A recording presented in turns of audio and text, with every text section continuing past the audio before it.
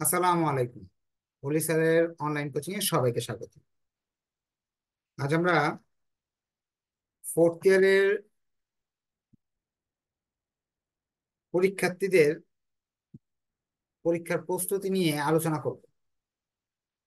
আজকের ক্লাসে আমি আপনার আপনাদের বিভিন্ন ছোটখাটো প্রশ্নের উত্তর দিব। খাতায় কিভাবে লিখতে হবে সেই বিষয়গুলো বলবো। থিওরি কিভাবে লিখলে ভালো নাম্বার পাওয়া যায় এই বিষয়ে বলবো। মান বন্টনটা বলবো, প্লাস সময় বন্টন গুলো বলবো। এছাড়া সাধারণ যেসব ভুল করার জন্য আপনাদের ফেল আসে পরীক্ষায় বা রেজাল্ট আসে না, সেই বিষয়গুলো নিয়ে আলোচনা করবো।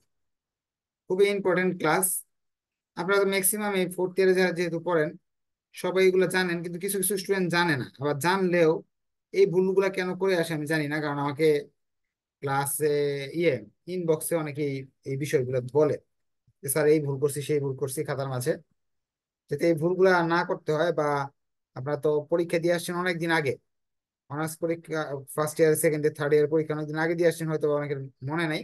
সংক্ষেপে একটু এই বিষয় নিয়ে আলোচনা করব। প্লাস মেইন বিষয়টা হলো আমরা খাতায় থিওরি কিভাবে লিখলে ভালো রেজাল্ট করা যাবে সেই বিষয়গুলো নিয়ে আলোচনা হবে। ক্লাস শুরু করে দিচ্ছি। আপনার একটু শেয়ার মেনশন করে দেন। কেন শেয়ার মেনশন করবেন আমি বলে দিই। আজকে যে ইম্পর্টেন্ট একটা ক্লাস, ভর্তিকৃত স্টুডেন্ট আছে আল্লাহর রহমতে 2000+। তারা অনেকেই জানে না যে আজকে আমি থিওরি নিয়ে আলোচনা করব বা পরীক্ষার বিষয় নিয়ে আলোচনা করব। আমি মেসেঞ্জারে লিখেও দিচ্ছি, অনেকেই দেখেনি, নোটে নোটিশ করেনি। যেমন একজন ফার্স্টে লিখছে চ্যাট বক্সে যে ডাবল অ্যাকাউন্টের অপচয় বিস্তারিত একটু বলেন। আরে ভাই, ডাবল অ্যাকাউন্টের ক্লাস আজকে হবে না, তোমার মেসেঞ্জার গ্রুপে দেখো কি লেখা আছে। আজকে ক্লাস অ্যাডভান্স অ্যাকাউন্টিং 2 এর ক্লাস না। আচ্ছা, আমরা তাহলে একটু এই সব ছোটখাটো আলোচনা করতে করতে আপনার একটু শেয়ার মেনশন করে দেন, সবাই যাতে এই জিনিসগুলা যে সমস্যাগুলো আছে সেগুলো আলোচনা করতে পারে, বলতে পারে। প্লাস আপনার যদি কোনো কিছু থাকে কমেন্টে আপনি বললে আমি সেগুলো নিয়ে আলোচনা করব। আচ্ছা, এখানে পরীক্ষার খাতা তো আপনাদের কিছুদিন আগে হয়তো অনেকে ইনপুট দিয়ে আসছেন, জানেন সবাই। এই জায়গায় বড় হাতের নাম লিখতে হবে। আমি অনেকে ইনবক্সে মেসেজ দিছে যে পরীক্ষা দেওয়ার পরে বলে স্যার আমি তো সুরাতে লিখে আসছি। লিখে আছে ইংরেজিতে আপনার নাম লিখতে হবে বড় অক্ষরে। হ্যাঁ। আর এখানে আপনার একটা খাতার নাম্বার দেওয়া আছে। এটা আপনার হাজিরা শিট আছে, ওই হাজিরা শিটে এই নাম্বারটা উঠাইতে হবে। এডমিট কার্ড নিয়ে যাবেন। হাজিরা শিট এখন অনলাইনে হয়। হ্যাঁ, লিখে তো হয়, আবার অনলাইনেও হয়। মূল কপি এডমিট কার্ড এবং রেজিস্ট্রেশন কার্ড মূল কপি নিয়ে যাবেন।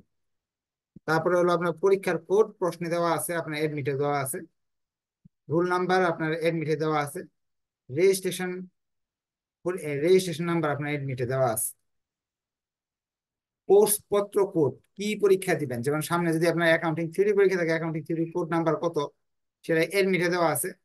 আপনার এডমিটেড যেটা দেওয়া আছে এটা দেখে লিখবেন না, প্রশ্ন পাওয়ার পরে এই কোডটা পূরণ করবেন। কারণ আপনার তো অনেকে এরকম স্টুডেন্ট আছে অনার্সে পড়ে, প্রথম পরীক্ষাটা কোনটা নামটা মনে পারবেন না। আপনার তো এনে যারা পরীক্ষার্থী আছেন, এটা কেউ বলতে পারবেন কে কে প্রথম পরীক্ষার সাবজেক্টের নামটা পারেন?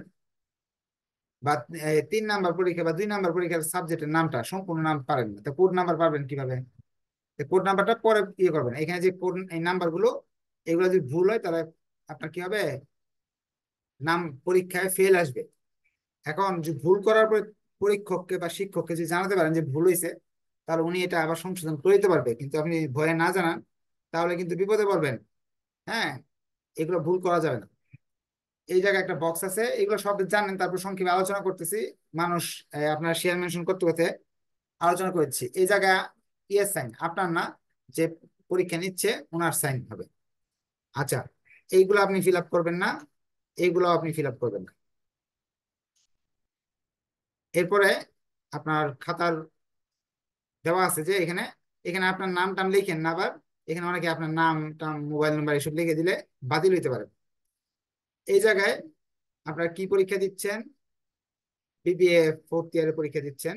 এটা প্রশ্নে লেখা আছে 4th বর্ষের পরীক্ষা, সাল হলো 2022 সালের পরীক্ষা দিচ্ছেন। বিষয় হলো আপনি অ্যাকাউন্টিং এ পড়তেছেন না ম্যানেজমেন্ট নাকি কোন মার্কেটিং না ফিনান্স, এটা লিখবেন। বিষয় শিরোনাম জানেন আপনার পরীক্ষা হলো অ্যাকাউন্টিং থিওরি, হ্যাঁ, বা প্রশ্ন থেকে লেখা আছে যে পরীক্ষা, এটা লিখবেন। বিষয় কোড প্রশ্নপত্রে লেখা আছে। তারপর হলো পরীক্ষার তারিখ, তারিখ এখানে লিখবেন। পরে এখান থেকে লেখা শুরু করতে পারবেন, এই জায়গা থেকে লেখা শুরু করতে পারবেন। অতিরিক্ত পত্র খাতা, অতিরিক্ত উত্তরপত্র। অতিরিক্ত উত্তরপত্রের এই জায়গায় এগুলা আগে যা আছে সেইগুলা লিখতে হয়। এইগুলা আপনি না লিখলেও কোনো আসে যায় না, সময় না থাকলে এগুলা লিখতে হবে না, বাদ দিয়ে দিবেন। এখানে আপনার স্যার যে আছে, যে স্যার আপনার ইয়ে দেখতেছে, ওনার সাইন এবং তারিখ আছে কিনা এটা দেখবেন। স্যারের সাইন বা তারিখ না থাকলে ওইটা কাউন্ট হয় না। আচ্ছা, এখানে একটা কোড নাম্বার আছে, যেটা আর একটা ভুল করেন আপনারা। এই কোড নাম্বারটা খাতার পিছনের অংশে লিখতে হয়, এই জায়গায় অতিরিক্ত কোড নাম্বার। এই এই কোড নাম্বারটা লিখতে হয়, কারণ আপনারা যদি না লিখেন তাহলে আরেক সমস্যা, মনে করে লিখতে হবে। আচ্ছা, আরো একটা কথা, এখানে কিছু নিয়ম লেখা আছে, এই নিয়মগুলো মাত্র আমি বলে দিচ্ছি, আপনারা তো কেউ এগুলো পড়েন নাই কখনো। হ্যাঁ, কারণ আমরা তো পরীক্ষা হলে যাই হলো 10, 15, 20 মিনিট আগে, মার্জিন করতে করতে সময় চলে যায়। আচ্ছা, অঙ্ক খাতার জন্য মার্জিন করতে হবে না, থিওরি খাতা, থিওরি পরীক্ষার জন্য এই এই পেজ গুলোকে মার্জিন করে ফেলবেন সব একেবারে। একটু আগে পরীক্ষা হলে ঢুকে মার্জিন করে ফেলবেন। আচ্ছা, আপনাদের যদি এই বিষয় নিয়ে কি আর কোনো কোয়েশ্চেন থাকলে বলতে পারেন, খাতা নিয়ে যে কোনো কোয়েশ্চেন থাকলে কমেন্টে লিখতে পারেন যে স্যার এটা সমস্যা সেটা সমস্যা। আমি ইনশাল্লাহ সেই সমস্যাগুলো সমাধান দিব। আপনাদের একটু কষ্ট করে আপনাদের বন্ধু বান্ধবদের শেয়ার মেনশন করে দেন, কারণ আপনার প্রশ্ন উত্তর এবং একটা ইম্পর্টেন্ট বিষয় নিয়ে আমি এখন আলোচনা করব। খাতার কিভাবে নাম্বার, কিভাবে আহ, কোন সিরিয়ালে আপনাকে লিখতে হবে সেই বিষয় নিয়ে আলোচনা করব, সময় বন্টন নিয়ে আলোচনা করব, শেষে থিওরি কিভাবে লেখা যায় সেই বিষয় নিয়ে আলোচনা করব। আলোচনার আগে আপনার একটু শেয়ার মেনশন করে অন্যদের জানাই দেন। আচ্ছা, এখন পরীক্ষা পরীক্ষার্থীদের হলে যেসব জিনিস নিয়ে যেতে হবে, এডমিট কার্ড, রেজিস্ট্রেশন কার্ড অবশ্যই নিয়ে যেতে হবে, মূলটা নিয়ে যেতে হবে, ফটোকপি নিয়ে যাবেন না। কলম নিয়ে যাবেন, রাবার পেন্সিল এগুলো নিয়ে যাবেন, স্কেল নিয়ে যাবেন, ফাইল, ঘড়ি লাগলে নিয়ে যাবেন, পানি লাগলে নিয়ে যাবেন, এবং টর্চ লাইট যদি থাকে নিয়ে যাবেন। যদি ঝড় তুফান আসে, লাইট থাকে না, কারেন্ট থাকে না, তখন তো এক সমস্যা, পারলে নিয়ে যেতে পারেন।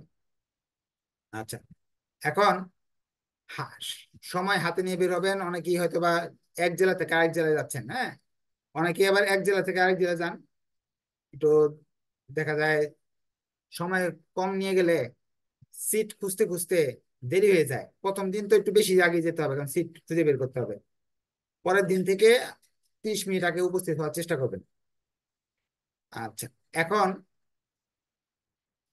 এখানে খাতায় কালো কালি দিয়ে লিখতে হবে, নীল লিখতে পারেন, পেন্সিল ব্যবহার করতে পারবেন। নীল কালি আমি যেটা সিস্টেমটা বলে দিই, যেভাবে নাম্বার ভালো পাওয়া যায়। আপনি একটা পয়েন্ট লিখতেছেন, যেমন 11 নং প্রশ্নের উত্তর, এটা কালো কালি দিয়ে লিখে নিচে নীল কালি দিয়ে দিতে পারেন। জেল পেন ইউজ না করা ভালো, নীল কালি দিয়ে। এখন আপনি পয়েন্ট গুলো লিখছেন, যেমন বর্ণনা, হ্যাঁ, উপসংহার বা ইয়েগুলা যা আছে, হ্যাঁ, যেমন ধরেন হলো একটা যে কোনো প্রশ্নের পয়েন্টটা আপনি নীল কালি দিয়ে লিখতে পারেন বা নীল কালি দিয়ে বর্ডার করতে পারেন। আর কালো কালি দিয়ে লিখবেন এমনি। নীল কালি, সবুজ কালি এগুলা ইউজ কম, সবুজ সবুজ সবুজ লাল কালি ইউজ করা যাবে না। শুধু নীল কালি কালো কালি ইউজ করবেন, নীল কালিতে বর্ডার গুলা দিবেন, অন্য অন্য কালি ইউজ করা যাবে না। পেন্সিল, গ্রাফ পেপারের জন্য পেন্সিল ইউজ করতে পারবেন, বা কোনো চিত্র আঁকার জন্য পেন্সিল ইউজ করতে পারবেন, এবং ছক আঁকার জন্য পেন্সিল ইউজ করতে পারবেন। হ্যাঁ, খাতাটির রেজিস্ট্রেশন নম্বর ইত্যাদি পূরণ করে মার্জিন করে ফেলবেন অবশ্যই, বক্স স্কেল না। হ্যাঁ, এগুলো তো ছোট ক্লাসে ছিল, এরকম ধরেন খাতাটাকে এইভাবে এইভাবে বক্স করে, এসএসসি লেভেল আপনারা করেন না কেউ, তারপর আমি বলে দিলাম আর কি, এইভাবে করলেই হবে। আর যদি সময় কম থাকে, এক্সট্রা লুজ পেজ নিয়েছেন তখন ভাঁজ করে ফেলবেন, এরকম খাতা মার্জিন না করলে চলবে। সময় কম থাকলে ভাঁজ করে ফেলবেন, কিন্তু মার্জিন করতে হবে, না মার্জিন করে স্যার নাম্বার কোথায় দিবে। আচ্ছা, আর এই আরেকটা জিনিস লেখা আছে এখানে, সর্বোচ্চ গতিতে লিখবেন। এখানে এরকম না যে ফার্স্ট একটু আস্তে আস্তে লিখলাম, পরে আপনার এই অস্বাভাবিক লিখলাম। অনেকে এই কাজটা করে, যেমন আপনার দেখা যায় প্রথম 1 ঘন্টায় চলে 1 ঘন্টা, 1 ঘন্টা সি পার্টের, অনেকে সি পার্ট আগে আনসার করে, 1 ঘন্টার মাঝে 40 মিনিট চলে যায়, 40, 50 মিনিট চলে যায়। আপনি দেখেন তো আপনাদের কার কার এটা মিলে, 40, 50 মিনিট চলে যায় একটা প্রশ্ন 10 নম্বরে আনসার করতে। এটা কি হয় কি না, নাকি হয় না, একটু কমেন্টে বলেন তো। প্রথম প্রশ্নটার উত্তর লিখতে লিখতে এত সময় চলে যায়। হ্যাঁ, হয়ে যায় অনেকের। কিন্তু আপনাকে কিন্তু পরীক্ষা হলে সময়ের জন্য কি দিছে এটা কি আপনার জানা আছে? অনেকে জানা থাকার কথা। এখানে এ পার্ট এর 10টা না 10টা প্রশ্ন, 1 করে 10, এটা আপনি জানেন। বি পার্ট আপনার 5টা প্রশ্ন, 4 করে আপনার কত নাম্বার? 20 নাম্বার। সি পার্ট আপনার 5টা 10 করে আপনার 50। এই হলো 80 নাম্বার, ইন কোর্সে 20। এখন এটার জন্য 3 মিনিট করে পাবেন একটা প্রশ্ন লিখতে। 3 মিনিট যদি পান তাহলে আপনার 10টা প্রশ্নের জন্য 30 মিনিট। এখানে যদি 3 দিয়ে গুণ করেন 60 মিনিট, 3 দিয়ে গুণ করেন 180 মিনিট, 150 মিনিট। সব যোগ করে দেখেন 240 মিনিট। 240 মিনিট মানে 4 ঘন্টা। অর্থাৎ 1 নাম্বারের জন্য 3 মিনিট। ছোট প্রশ্ন ক পার্টের জন্য একটা প্রশ্নের জন্য 3 মিনিট সময় পাবেন। খ পার্টের একটা প্রশ্নের জন্য আপনি সময় পাবেন হলো 12 মিনিট। গ পার্টের জন্য পাবেন 30 মিনিট। এই সময়টা ঘড়ি দেখে দেখে ইউজ করতে পারলে আপনার জন্য 80 নাম্বার আনসার করে আসতে পারবেন। আরেকটা কথা বলে রাখি, কোনো ছাত্র বলতে পারবে না যে আমি 80-র মাঝে 70 আনসার করে, 75 আনসার করে, 60 আনসার করে, 65 আনসার করে A+ পেয়ে গেছি। অনার্স লেভেল এটা পসিবল না। কারণ কি, আপনি যে একজন ছাত্র গদ বাঁধা 80 নাম্বার আনসার করে আসে, আপনার দেখা যাবে সে ভালো একটা নাম্বার পাবে। কেউ যদি খুব ভালো 60-65 আনসার করে আসে, সে এত ভালো পাবে না। কারণ কি, যে প্রশ্ন সে 10 নাম্বারের একটা প্রশ্ন অনেক বড় করে লিখলো, লিখার পরে সে সেখানে সর্বোচ্চ 8 পাবে। আরেকজন শর্টকাটে 10 নাম্বার লিখে যদি মোটামুটি ভালো লাগে, সে 6 পাইলো। 2 নাম্বার ডিফারেন্স। এখন একজন যদি এই এই প্রশ্ন আনসার করে কম, 4টা প্রশ্ন আনসার করলো, তো 4টা প্রশ্ন তো আপনার আনসারে আসবে 4 টা কত? 32। আরেকজন যদি 5টা প্রশ্ন আনসার করে, গড়ে 7 আর 6 করে যদি পায় এক একটাতে, 7-6 করে পাইলে দেখা যাবে আপনার নাম্বার আরো বেশি আসতেছে, বেশি নাম্বার আসতেছে। এই জন্য আপনাকে কি করতে হবে? সবগুলো আনসার আপনার করে আসতে হবে। এটা হলো সোজা কথা। এখন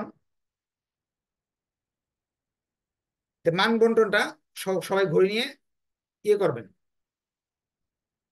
আচ্ছা, সব প্রশ্নের উত্তর করে আসবেন। আরেকটা জিনিস এখানে, ধরেন যারা একটু বোকামি করে, এটা করেন অনেকে, এখন 4th ইয়ারে পড়েন সবাই জানেন। ধরেন পরীক্ষা হলে কমন পড়ে নাই, এই জন্য কি প্রশ্ন ছেড়ে আসবেন? সব দিয়ে আসবেন, যত থিওরি আছে বানায় মনে হলে দিয়ে আসবেন। আপনাকে স্যার খুঁজতেছে কিভাবে নাম্বার দিয়ে পাস করানো যায়। নাম্বার দিয়ে কিভাবে পাস করানো যায়। 80% আনসার করে 80 নাম্বার যে আনসার করতে পারেন, ইনশাল্লাহ আপনি পাস চলে আসবে। কারণ অনার্সে পাস করা অনেক সহজ। যেমন আমি সহজ একটা উদাহরণ দেখাই আপনাদের। হ্যাঁ, আপনি এ পার্ট যদি 10টা এনইউ কোশ্চেন 2015 থেকে 2020 পর্যন্ত যদি পড়েন, 5-6টা আপনার কমন পড়ে যাবে ইনশাল্লাহ। এখানে 6-7টা আপনি পেয়ে যাবেন। 7। B part, C part. B পার্টে আছে 20 নাম্বার। যদি আপনি 3টা থিওরি লেখেন, 2-2 করে যদি পান, 20-এ যদি 6-7-8 পাবেন। 8। সি পার্টে থাকে 50 নাম্বার। এখন যারা ম্যাথ ভালো পারেন, যাদের ম্যাথ আছে, 2টা ম্যাথ হলেই তো 20। 20 আর এই 2টা যোগ করেন 35, 32-এ পাস। 35 পেয়ে গেলে তো শেষ। আপনার তো আনসার করতে হলো না বাকিগুলা। আর যদি অঙ্ক না হয় তাহলে তো আরো সহজ। আপনি যদি 50 লিখে 50-এ যদি 20ও পান, 50 লিখে আসেন, থিওরি উল্টাপাল্টা লিখলেন, স্যার যদি 5টা প্রশ্নের মাঝে 4 করে যদি দেয়, 10-এর মাঝে 4 করে দিছে আপনাকে, তাহলে 10-এর মাঝে 4 করে দিলে 5টাতে 20 নাম্বার আসে। 20 আর যদি যোগ করলে 32টা এমনি আসে। থিওরি সাবজেক্টে পাস 100% হবে, ফেল হবে না ইনশাল্লাহ। এরপর চেষ্টা করবেন প্রশ্নের ধারাবাহিকতা রক্ষা করতে। এই জিনিসটা সবার ভুল হয়, এটা একটু আমি আবার শিখিয়ে দিচ্ছি আপনাদের। এখানে A part, B part, C part এইভাবে লেখার কথা। খাতা পাইলেন, খাতা পেয়ে এটা ফার্স্ট 1 নাম্বার পেজ। এখানে তো অনেক কিছু লেখা আছে। এখান থেকে এ পার্ট শুরু করলেন, এটা 2 নাম্বার পেজ। এ পার্ট এখানে শেষ, বি পার্ট এখানে শুরু করলেন, শুরু করে এইভাবে শেষ করলেন। এটা 3 নাম্বার পেজ, ধরে নেন আমরা 4, এখানে বি পার্ট লিখলেন, লিখলেন সবগুলো 5, সি পার্ট শুরু করলেন, এইভাবে লিখলে বেস্ট। এখন এই পার্টের যে প্রশ্নগুলো আছে ক খ গ ঘ, হ্যাঁ, এগুলা কি করবেন, যদি না পারেন খালি রেখে দিবেন। খ নাম্বারটার জন্য খ লিখা খালি রেখে দিবেন একটু জায়গা, যদি না পারেন। গ নাম্বারটা খালি রেখে দিবেন, যদি না পারেন। পরে যদি মনে পড়ে তখন লিখবেন, বাদ দিবেন না। এখন দুইয়ের যে 2 নাম্বার পেজে পার্ট লিখলেন, বি পার্টের যে প্রশ্ন আছে, বি পার্টের প্রশ্ন আছে ধরেন 2, 3, 4, 5, 6, 7, 8, 3, 3, 6, 9, এই 8টা প্রশ্ন আছে। এখন আপনি 8 নং প্রশ্নটা ভালো পারেন, সবার আগে 8 নং লিখেন। এখানে ধরেন বি পার্ট লেখা শুরু করছি আমি। 8 নং প্রশ্নের উত্তর, উপরে বিভাগ, খ বিভাগ ভালো করে স্পষ্ট করে লিখবেন। 8 নং প্রশ্নের উত্তর লিখলেন, লিখলেন। এরপরে আপনার কমন পড়ছে 4, পরে লেখার পরে 4 নং প্রশ্নের উত্তর ধরেন। এরপরে 6 নাম্বার পারেন, 6 নং প্রশ্নের উত্তর। এই যে এলোমেলো করতেছেন, ক্ষয়ের ভিতরে যদি এই সংখ্যাগুলো এলোমেলো করেন কোনো সমস্যা নাই। খ পার্ট লিখে খর ভিতরে এগুলো এলোমেলো করলে কোনো সমস্যা নাই। সি পার্টের অঙ্ক আছে আপনার, প্রশ্ন আছে 10, 11, 12, 13, 14, 15, 16, 17, এই 8টা। সি পার্ট লিখতে গেছেন, তাই এখানে গ বিভাগ লিখলেন। গ বিভাগ লিখতে গেলে সবচেয়ে ভালো পারেন 14 নাম্বার লিখলেন, 14 নং প্রশ্নের উত্তর লিখার পরে লিখলেন। এরপরে 11 নংটা ভালো পারেন ধরে নেন, 11 নং প্রশ্নের উত্তর লিখলেন। এতে কোনো ক্ষতি নাই। 14 উল্টাপাল্টা করতেছেন, গ বিভাগ লিখার পরে গ বিভাগের যে কোনো প্রশ্ন এলোমেলো করে দেন, এতে আপনার কোনো ক্ষতি হবে না। কিন্তু ক্ষতি কোনটা হবে, ধরেন আপনি গ বিভাগের একটা আনসার করলেন 14 নাম্বারটা, পরে খ বিভাগ লিখে খ বিভাগের 8 নংটা লিখলেন, আবার গ বিভাগ লিখে আপনার 15 নাম্বারটা লিখলেন। এইগুলোতে ক্ষতি নাম্বার দিবে না। যে বিভাগে লিখবেন সেই বিভাগের ভিতরে ধারাবাহিকতা রাখতে হবে, বিভাগের নাম্বারগুলো আলাদা করা যাবে না। এটা কিন্তু সবাই কমন মিস্টেক করে ফেলেন, নাম্বার পাওয়া যায় না এই জন্য। বিভাগের বাইরে লেখা যাবে না। আপনার যে এমন হয় খুব সমস্যা, গ বিভাগ সবার ফার্স্টে শুরু করেন, এমন যে গ বিভাগটা সবার আগে শুরু করেন, কিন্তু গ বিভাগে সবগুলো আনসার করেন, প্রয়োজন খাতার পেজ খালি রাখেন যদি আনসার না করতে পারেন। পরে খ বিভাগ করেন, পরে এ বিভাগ করেন, কিন্তু এক বিভাগের ভিতরে আরেক বিভাগের প্রশ্ন দেওয়া যাবে না, দিলেই শেষ। বুঝতে পারছেন? কোয়েশ্চেন থাকলে বলেন, যার যে কোনো কোয়েশ্চেন আছে কমেন্ট করে বলতে পারেন। বুঝতে পারছেন কিনা? এটা কিন্তু 4th ইয়ারে আছেন, 11-র ক খ কোনো সমস্যা নাই, 11-র ক লিখবেন আগে, 11-র খ লিখবেন পরে। আবার 11-র খ আগে ক লেখা যাবে না, 11-র ভিতরে আবার ঝামেলা করা যাবে না। হ্যাঁ, 11-র গ লিখলেন, কিন্তু এই উল্টাপাল্টা না করাটাই ভালো। 11টা 11 সিরিয়াল লিখবেন। আচ্ছা, আপনাদের প্রশ্ন করলে আরো আমি আপনাদের কি করতে পারবো, উত্তর দিতে পারবো। হ্যাঁ, প্রশ্ন করলে আমি আর কিছু নতুন নতুন উত্তর দিতে পারবো। আচ্ছা, মার্জিনের বাইরে কিছু লেখা যাবে না, এগুলা জানেন। হ্যাঁ, যেমন এত নং প্রশ্নের উত্তর মার্জিনের বাইরে না, আর মার্জিনের ভিতরে লিখতে হবে। হ্যাঁ, তারপরে হলো আপনার অবশ্য পৃষ্ঠাটা ভরে লিখতে হবে, পৃষ্ঠা গুনে গুনে স্যাররা নাম্বার দেয় না। প্রথম ধরেন নাম্বারটা দেব পড়েই, প্রথমে অল্প স্বল্প পড়লেই স্যাররা একটু বুঝতে পারে যে আপনি কতটুকু ভালো লিখছেন। হ্যাঁ, এটা এই জন্য কি করবেন, এই ধরেন আপনি 11 নং প্রশ্নটা ভালো পারেন, 11 নং থেকে শুরু করবেন, সংজ্ঞা দিয়ে শুরু করবেন। ধরেন 11 নং থিওরির কথা বলতেছি, সংজ্ঞা দিয়ে শুরু করলেন যে চেষ্টা করবেন, ধরেন যদি সংজ্ঞার নাম্বার থাকে 4, দুই একটা রাইটারের সংজ্ঞা দিতে পারেন। এখন ধরেন লেখকের সংজ্ঞা, লেখকের নাম মনে থাকে না, এখন আপনার চাপ যে বইটা আছে ওই বইয়ে দেখবেন লেখকের বেশি নাই, একটা সাবজেক্ট, যে কোনো একটা সাবজেক্ট ধরেন, দেখি আমার এখানে সাবজেক্ট আছে কিনা। এইখানে মনে হয় এই ধরেন এটা হলো বাংলাদেশের অর্থনীতি, একটা সাবজেক্ট। এই অর্থনীতিতে দেখবেন কি প্রথম চ্যাপ্টার থেকে শেষ চ্যাপ্টার পর্যন্ত যে সব প্রশ্নগুলো আছে, এইগুলোতে 5-7টা রাইটার আছে। আপনি 5-7টা রাইটারের নাম মুখস্থ করে ফেলেন, মুখস্থ করে ফেলেন। সংজ্ঞা যদি একটু ভুলও যায়, আপনার বাঁচার সম্ভাবনা 99%। যে স্যারে যে কেউ ধরে ফেলতে পারবে এরকম না, কারণ রাইটার অনেকগুলো আছে, বই আছে বাজারে অনেকগুলো। কোন রাইটারের কোন সংজ্ঞা, সেটা তো সব স্যারের মুখস্থ থাকা সম্ভব না। রাইটারের সংজ্ঞা যদি দিতে পারেন খুব ভালো। এই ফাঁকিবাজি বা বুদ্ধি ব্যবহার করবেন, সবাই ব্যবহার করার যাবে যায় এই ফাঁকিবাজি বুদ্ধিটা। আমি যে বুদ্ধিটা দিলাম আর কি, যদি ভালো নাম্বার পাইতে চান এই সংজ্ঞা ইউজ করবেন আপনারা। হ্যাঁ, আরো আরো কথা, এবং প্রতিটা বড় প্রশ্নের উপরে একটু কথা লিখে দিবেন, যে আপনার এই যেটাকে বলে সূচনা লিখে দিবেন। সূচনা লিখে পরে পয়েন্ট শুরু করেন। পয়েন্টে নাম্বার পাওয়ার কিছু কিছু বিশেষ দিক নির্দেশনা আমি দিয়ে দিচ্ছি। কি দিক নির্দেশনা দেখেন, আপনারা এমনি কি করেন, পয়েন্ট লিখেন 1, 2, 3, 4, এভাবে লিখেন না সবাই? এভাবে তো লিখেন।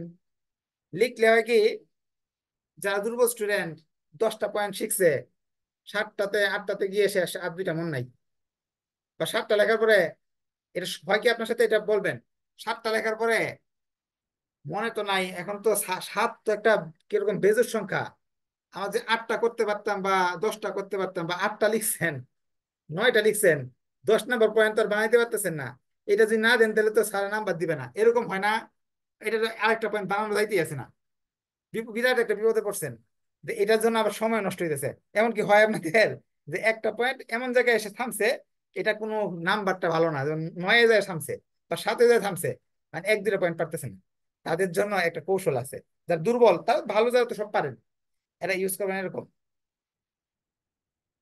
বিভিন্ন চিহ্ন আছে না?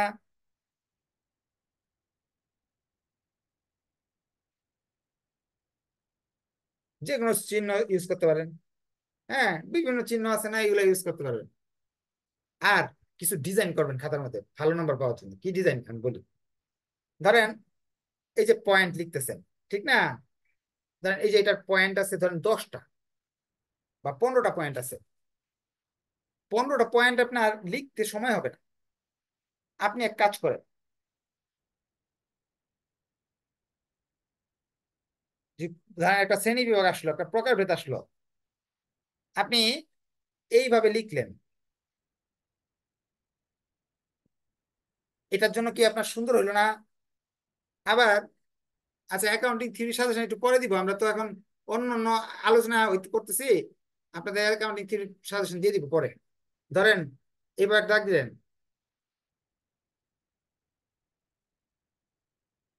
এইগুলো কৌশল, বিভিন্ন কৌশলে স্যারকে খুশি করা যায়, এবং একটু আলাদা কিছু খাতার মাঝে করা যায়। আর আলাদা কিছু করলেই তো আপনি নাম্বার পাবেন। হ্যাঁ, অথবা আপনি একটা এরকম দাগ দিলেন, দাগ দিয়ে এখানে লিখলেন একটা, এখানে লিখলেন একটা, এখানে লিখলেন একটা। এগুলো পয়েন্টের হাইলাইট, এগুলো পয়েন্টের পয়েন্ট গুলো, এখানে কি ডিটেলস না। হ্যাঁ, আচ্ছা, আরো কিছু সিস্টেম আছে। ধরেন একটা একটা গুরুত্ব আসছে, গুরুত্ব হলো 20টা শিখছেন। এখন 20টা গুরুত্ব তো আপনার এই একটা শ্রেণী বানায় নিলেন, একটা ছক করে পেন্সিল দিয়ে এখানে 5টা লিখলেন, এখানে 5টা লিখলেন, এখানে লিখলেন, এখানে লিখলেন। প্রকার বেশ শ্রেণী বিভাগ এইগুলা একটু বেশি বেশি দিতে দেওয়ার চেষ্টা করবেন। পয়েন্ট লেখাচ্ছে এইগুলা লেখার পরে, লেখার পরে এখানে যেমন 5টা কথা লিখছেন, এই 5টা লিখছেন, 5টা পয়েন্ট কমায় লেখেন। পয়েন্ট 10টার জায়গায় আপনি 6-7টা দেন, এভাবে দিয়ে নাম্বারিং ছাড়া দিয়ে দেন। তাহলে কি হবে, বেশি বেশি ভালো ভালো নাম্বার পাবেন। এই খাতার মাঝে যদি এরকম আধুনিক কিছু বা এক্সট্রা অর্ডিনারি কিছু দেখতে দিতে পারেন, তাহলে কি হবে, নাম্বার গুলো বেশি আসবে। আচ্ছা, চলেন আমরা আর আরেকটা ঘোষণা দিয়ে দেই। এটা হলো ম্যানেজমেন্ট ডিপার্টমেন্টের সবগুলো সাবজেক্টের সাজেশন বানাতে পারছি, কিন্তু অ্যাকাউন্টিং ডিপার্টমেন্টের সবগুলো সাজেশন বানানো সম্ভব হয় নাই। এই জন্য অ্যাকাউন্টিং ডিপার্টমেন্টের ছাত্ররা কি করবেন, বসে থাকবেন না, আপনারা কাজ করবেন। প্রথমে 2020 সালের প্রশ্নটা নিবেন, ওইটা নিয়ে সবগুলা প্রশ্ন করবেন। পরে 2019 সালের প্রশ্নগুলো করবেন। 2018 গুলো যখন করতে যাবেন, এটার সাথে এটা অনেক মিল আসবে। দেখবেন কি এখানে যে প্রশ্ন আছে, ধরেন 20টা মাঝে 5টা এটার সাথে মিল আছে। যখন 2017 সালেরটা করতে যাবেন, তখন দেখবেন 19 এবং 20, এদের এখানে 20টার মাঝে আপনার 15টাই বাদ পেয়ে গেছে, 5টা নতুন শিখতেছেন। এভাবে বিগত 5 বছরের কোয়েশ্চেন যদি পড়েন, যাদের সময় কম তাদের জন্য এই টিপস। যাদের টাইম অনেক অনেক কম, এখন পরীক্ষার আগে 3 দিন কি পড়বো, সম্পূর্ণ বই তো আর পড়া যাচ্ছে না, তারা অ্যাকাউন্টিং ফাইনাল ইয়ারের যারা আছেন, গত 5-7 বছরের কোয়েশ্চেন গুলো পড়েন, ইনশাল্লাহ থিওরিতে ভালো করতে পারবেন। এখন 5-7 বছরের প্রশ্ন পড়ে গেছেন, ধরে নেন পড়ে গেছেন, পরীক্ষা হলে এমন একটা প্রশ্ন আসছে আপনি পারেন না। যেমন আমি উদাহরণ দেখাচ্ছি, ধরেন এটা পড়ে গেছেন, বাংলাদেশে অর্থনীতির শিল্পের গুরুত্ব আলোচনা করো। এখন পরীক্ষা আসছে বাংলাদেশে অর্থনীতিতে কৃষির গুরুত্ব আলোচনা করো। এখন যদি আপনি খালি খাতা লিখে আসেন, রেখে আসেন যে স্যার আমি পারি না, লিখলেন না কিছু, তো স্যার কত নাম্বার দিবে বলেন তো? খালি খাতা লিখলে ওই প্রশ্নে কত নাম্বার দিবে একটু কমেন্টে বলেন, কত নাম্বার পাবেন? লিখে আসেন যে পারি না, তো কত দিবে? এইটা দিবে নাকি? 0। আর যদি শিল্পের গুরুত্বটাই যদি কৃষির গুরুত্ব হিসাবে লিখে আসেন, কি টপিকে লিখবেন? পয়েন্ট তো আপনার মিল নাই। এমনকি আপনি লিখবেন না? অবশ্যই লিখবেন। আমি কৌশল দেখাই দিচ্ছি, এই যে এরকম শিল্পের গুরুত্ব যেভাবে শিখে আসছেন ওইটা লিখবেন। কৃষির গুরুত্ব, বাংলাদেশের শিল্পের গুরুত্ব জায়গায় লিখবেন কৃষির গুরুত্ব, লিখে পয়েন্টটা তো লিখতে পারতেছেন না, কারণ পয়েন্টটা তো কৃষির, শিল্পের শিখে আসছেন, এই পয়েন্টটা শিখে আসছেন শিল্পের, কিন্তু আসছে তো কৃষি, পয়েন্ট দিতে পারতেছেন না। তাই আপনি কি করবেন, এই যে আমার যে ফাঁকিবাজি বুদ্ধি ব্যবহার করবেন, এইসব দিয়ে এই যে প্রথম লেখা এই অনেক লম্বা লেখা শেষ করলেন, হ্যাঁ পরের লেখা এইভাবে লিখে শেষ করলেন, বা এই পয়েন্ট দিলেন যে নাম পয়েন্ট ছাড়াই, হ্যাঁ বাংলাদেশের, হ্যাঁ কৃষির ফলে এই এই সেই হয়েছে যা আছে বানায় লিখবেন। ম্যাক্সিমাম এই টাইমেই আপনার উপরের হেডিং ফেডিং পড়ার পরে এইগুলো টপিক গুলো স্যাররা বেশি একটা খেয়াল করে না, আমার আর কি ধারণা মতে আর কি। হ্যাঁ আপনারা তো জানেন আমি তো নেগেটিভ কিছু বলতে পারি না, অনলাইনে হাজার হাজার স্টুডেন্ট, বুঝেন না, সবাই দেখবে। তো আপনি এই ইয়েটা ইউজ করতে পারেন, কৌশলগুলো ইউজ করতে পারেন, যে পরীক্ষা কমন না পড়লে যে খালি খাতা রেখে আসবেন সেটা না। যেমন শিল্পের অর্থনীতির প্রধান বৈশিষ্ট্যগুলো আলোচনা করো, আলোচনা যদি প্রধান বৈশিষ্ট্য না পারেন, অন্য কিছু আসে, তাহলে আপনি এই প্রধান বৈশিষ্ট্য লিখে আসবেন। তাহলে তারপর সম্ভাবনা তো আছে, যদি উল্টা পাল্টা লেখেন তারপর স্যার যদি দয়া করে 2 এলো তো দিবে, 0 তো দিবে না। 2 এর জায়গায় 4ও দিতে পারে, 5ও দিতে পারে। হ্যাঁ, কিছু নাম্বার পাওয়ার সম্ভাবনা, প্রবাবিলিটি আছে। আর এখানে 100% 0 পাবেন যদি না লেখেন। আচ্ছা, এখন আমরা চলে যাই এর পরের কথাগুলোতে। আপনাদের যদি কোনো টপিকস নিয়ে জানার থাকে একটু লেখেন কমেন্টে। সাজেশন, আচ্ছা সাজেশন বলতেছি। আচ্ছা, তারপরে কাটাকাটি করবেন না, কাটাকাটি করবেন না, কারণ স্যাররা চোখ বুলাই যাবে, অনেক ক্ষেত্রে অনেক স্যার আছে চোখ বুলাই যাবে। প্রথম 2-4টা কথা পরে আপনার হাইলাইট শব্দগুলো পড়বে, যখন কাটাকাটি থাকে এক লাইনে কেটে দিবেন। দরকার হলে একটা লাইন লিখতেছেন, এটা একটু ভুল হয়ে গেছে, লাইনটা ঘুরাইয়া ওই বাক্যটা ঠিক করেন, কিন্তু কাইটেন না। আর বানান ভুল করা যাবে না, বানান ভুল করলে কিন্তু আপনার চোখে পড়ে গেলে স্যাররা একটু বিরক্তই হয়। টিকা লেখার সময় ভূমিকা লিখবেন, সমাপনী লিখবেন, মাঝখানে অল্প কিছু লিখবেন, এগুলো তো আগেই বলা হয়ে গেছে। আচ্ছা, এই যে অনেকেই প্রশ্ন করতেছিলেন কি করতে হবে 2 নম্বরের জন্য, 4 নম্বরের জন্য 2 থেকে 3 পৃষ্ঠা হতে পারে, এই দেখেন কিভাবে। অনেকে এই প্রশ্ন ছিল না, এতক্ষণ প্রশ্ন করছেন তো। এই যে খাতাটা, 7 নং প্রশ্নের উত্তর।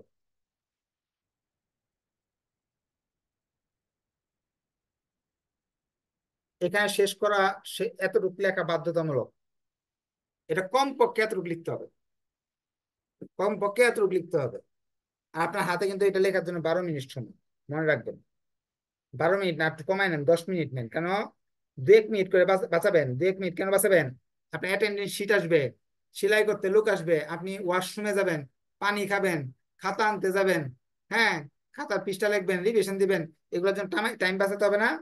প্রতি প্রশ্নে আপনি 12 মিনিটের জায়গায় 2 মিনিট সেভ করলেন, প্রতি প্রশ্নে 2 মিনিট করে সেভ করবেন।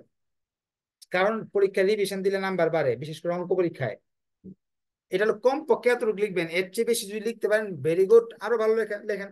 এখানে আরেক পেজ লেখেন, এই জায়গায় লিখেন, এই জায়গায় লিখেন, এইগুলো অতিরিক্ত হয়ে যাবে। এতগুলো লিখলে পরীক্ষায় আর আপনি কি করতে পারবেন না, অন্য প্রশ্ন আনসার করতে পারবেন না, সময় তো আপনার আছে। ম্যানেজমেন্ট ডিপার্টমেন্টের থিওরি সাজেশন পাবেন ইনশাল্লাহ। ক নং, এক কথা যদি উত্তর হয় উত্তর দিতে পারবেন। হ্যাঁ, এক লাইনে উত্তর দিল 1 নাম্বার, এক কথায় উত্তর দিল 1 নাম্বার। ধরেন একটা এব্রিভিয়েশন আসলো বা একটা নাম জিজ্ঞেস করলো, 1 লাইনে শেষ। এটার জন্য 5 পৃষ্ঠা লেখার দরকার নেই, 2 পৃষ্ঠা লেখার দরকার নেই। আচ্ছা, আপনার এটা তো বানানোর কথা বললাম। ভুল ক্রমে কোনো সময় পৃষ্ঠা রেখে গেলে, ফাঁকা গেলে এইভাবে কেটে দিবেন, এইভাবে এইভাবে কেটে দিবেন, কেটে দিয়ে সোজা সোজা 1 লাইনে কেটে দিবেন, গ্যাস গ্যাস কাটার দরকার নাই। আচ্ছা, গণিত প্রশ্নের শেষে অবশ্যই রিভিশন দিতে হবে।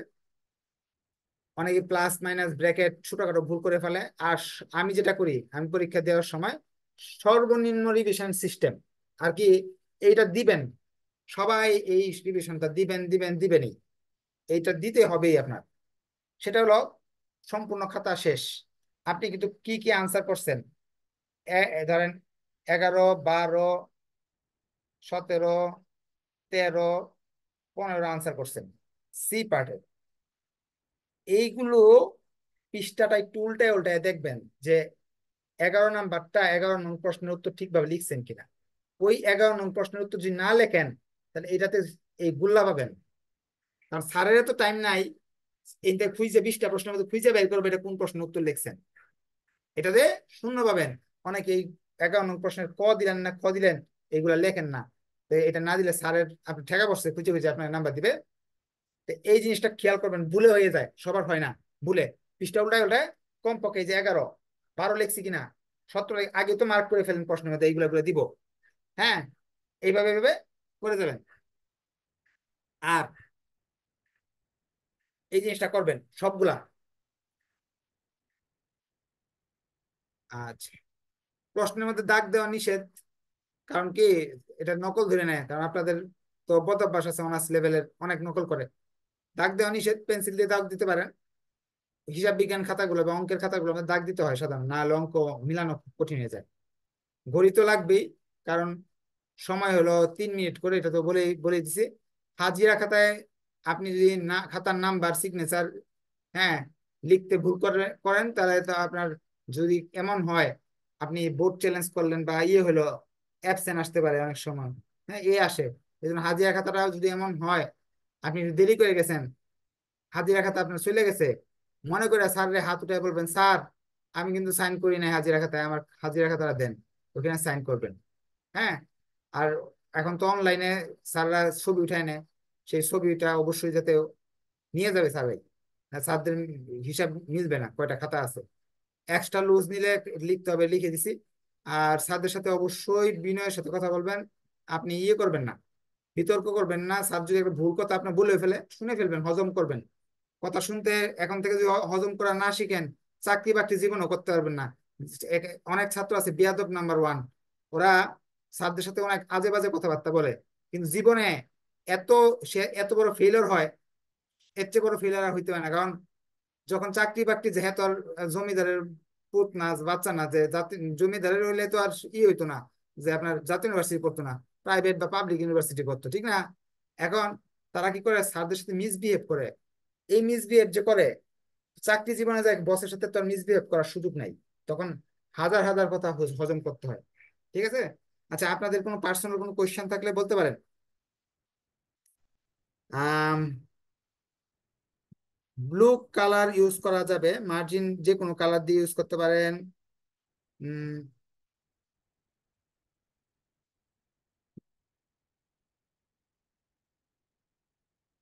আচ্ছা, তারপরে আর কারো কোনো কোয়েশ্চেন আছে? আর ইংরেজি যারা আছে, আর ইংরেজি থিওরি লেখার কিছু টিপস আছে, ওইগুলা থিওরি লিখবেন। হ্যাঁ,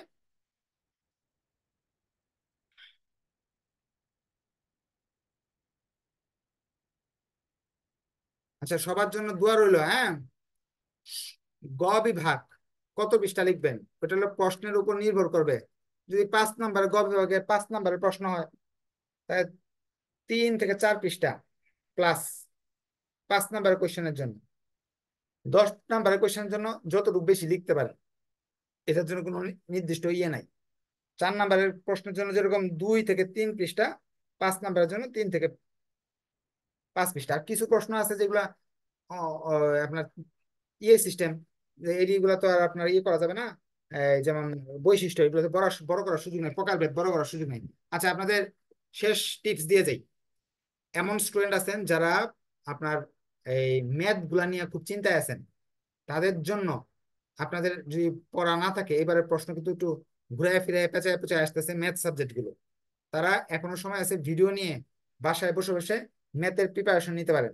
একটা চ্যাপ্টারের ভিডিও থাকে হলো ধরেন 5 থেকে 7টা, ওইটা আধা ঘন্টার ভিডিও থাকে। 3 থেকে 4 ঘন্টায় একটা চ্যাপ্টারের সব ভিডিও দেখা যায়।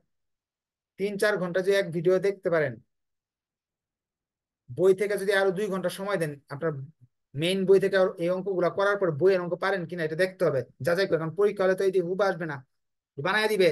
বইয়ের অঙ্ক যদি আরো 2 ঘন্টা দেখেন, হয়তো আপনার 6 ঘন্টাই লাগলো। 3টা যদি চ্যাপ্টার শেষ করেন 18 ঘন্টা লাগবে। 3টা চ্যাপ্টার থেকে 2টা অঙ্ক যদি দিতে পারেন 20। আর প্রচুর ইয়েতে সব ডিপার্টমেন্টে ফাইনাল ইয়ারে প্রচুর থিওরি আসে। হ্যাঁ, কিন্তু থিওরি লিখলে, অঙ্ক সাবজেক্টে থিওরি লিখলে এফ গ্রেড। যদি যে কোনো অঙ্ক সাবজেক্ট একটাও অঙ্ক দিতে পারলেন না, সবগুলো শুধু থিওরি দিয়ে আসলেন, আপনি জীবনও পাস করতে পারবেন না, কি পৃথিবীর কেউ এই পর্যন্ত পাস করতে পারছেন? 2টা অঙ্ক দিয়ে প্রচুর থিওরি আসবে। খালি অ্যাডভান্স অ্যাকাউন্টিং 2 সাবজেক্টটা বাদে যতগুলো সাবজেক্ট আছে, financial management, investment management, accounting theory, portfolio, যতগুলো ম্যাথ সাবজেক্ট আছে সবগুলোতে প্রচুর থিওরি আসবে। 3টা থিওরি কমপক্ষে দিতে পারবেন। যদি 3টা থিওরি দিতে পারেন 30 নাম্বার, 30-এ যদি 2 করেও দেয় তাও তো আপনার, 3 করে যদি দেয় তাও তো 9 নাম্বার এখানে চলে আসে। আর বি পার্ট, এ পার্ট নাই আপনার, এগুলোতে 2-3 করে যে 1 করেও দেয় তাও তো নাম্বার কি, 1-1 করে যদি দেয় সবগুলোতে, A part, B part, C part, তাও আপনার 32 নাম্বার পাবেন। লাস্ট কথা একটা, ওইটা মনে পড়ছে মাত্র। ঠিক আছে, এই জন্য আপনার পাস কিন্তু 32-এ, রিটেনে 32 পাইতে হয়। কিন্তু জাতীয় ভার্সিটির প্রজ্ঞাপন আছে যে রিটেন এবং সব মিলে 40 পাইলে হইতেছে। রিটেনে 20 আর ইন কোর্সে 20, 40 পাইলে পাস।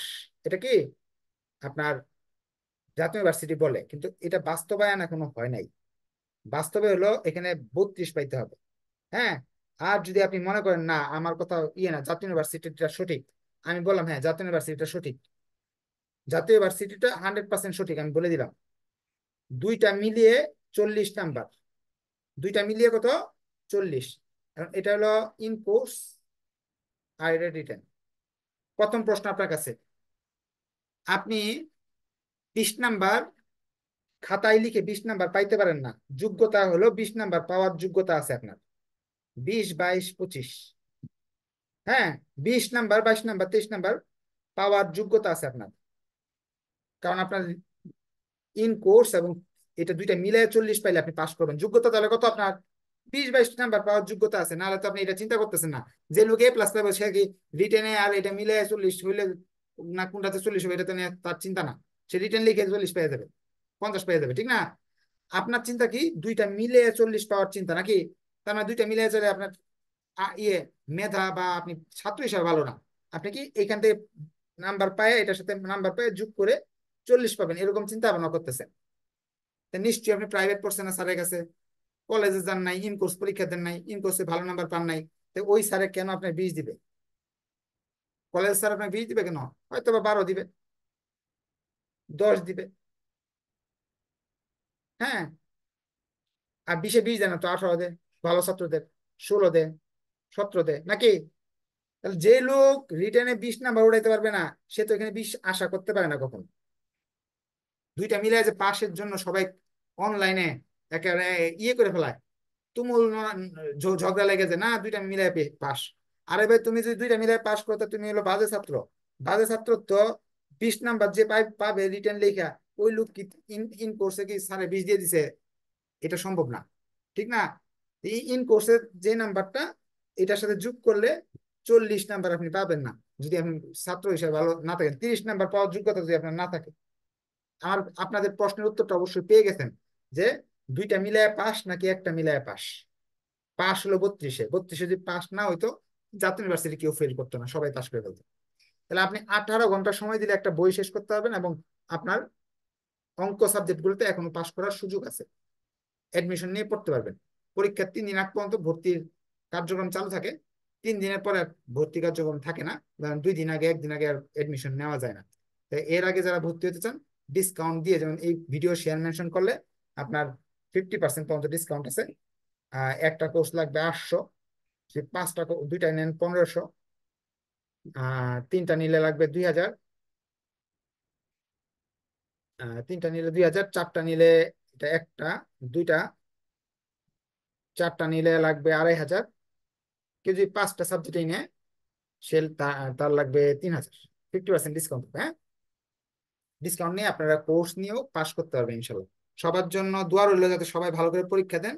আমি এর মাঝে, পরীক্ষার মাঝখানে সব প্রতিদিনই ক্লাস হবে, ম্যাথ সাবজেক্ট গুলোর প্রতিদিনই ক্লাস হবে। যেমন আজকে ফিনান্সিয়াল ম্যানেজমেন্টের ক্লাস আছে, শনিবারও ক্লাস আছে। ডাবল, 2 গুণ, 3 গুণ, 4 গুণ ক্লাস দিয়ে পরীক্ষার আগে আমি সাপোর্ট দিয়ে যাবো, কারণ প্রশ্ন তো কঠিন হয়েছে, বানায় বুনায় করায় দিব ইনশাল্লাহ, হ্যাঁ। তো নেক্সট ক্লাসে দেখা হবে। ধন্যবাদ সবাইকে।